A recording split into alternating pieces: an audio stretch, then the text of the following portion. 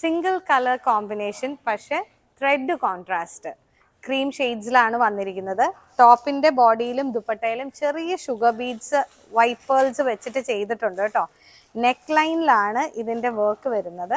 Plus all over ബുട്ടീസും കൂടി ഉണ്ട്. ഒച്ച കേൾക്കുന്നത് ഇതിനകത്ത് ഫോൾഡിനകത്ത് പേപ്പർ ഇരിക്കുന്നതുകൊണ്ടാണ്.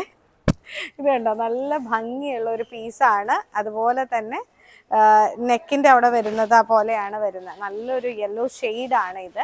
ദുപ്പട്ട വരുന്നത് ഓർഗൻസയിലാണ്. ഓർഗൻസയിൽ ഓൾ ഓവർ ബോർഡർ, വൺ സൈഡിലാണ് ഹെവി ബോർഡർ വരുന്നത്, വൺ സൈഡിൽ ജസ്റ്റ് സ്കാലപ്പ് ബോർഡർ ആണ്.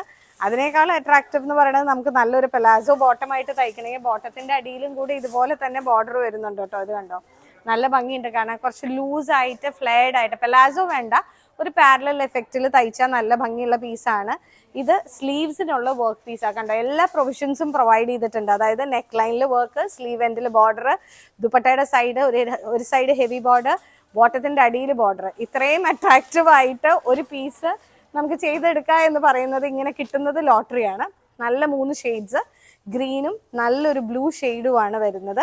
റേറ്റ് വരുന്നത് 2695.